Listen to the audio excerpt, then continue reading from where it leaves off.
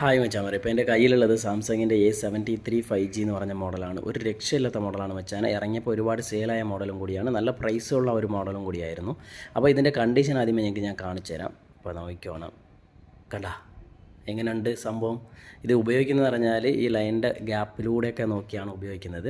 അപ്പോൾ ഒരു മൊബൈൽ നമ്മൾ ഫസ്റ്റ് ടൈം ഒരു ലൈൻ വന്നു കഴിഞ്ഞാൽ നമ്മളത് ഡിസ്പ്ലേ ഒന്നും മാറാതെ ഒരു വർഷം വരെ ആ മൊബൈൽ അങ്ങനെ ഉപയോഗിക്കുന്നെങ്കിൽ ഒരു വർഷം കഴിയുമ്പോൾ അതാണ്ട് ഈ പരുവത്തിലാവും. ഈ LED ഡിസ്പ്ലേ ഫുള്ളിങ്ങനെ ലൈനാവും.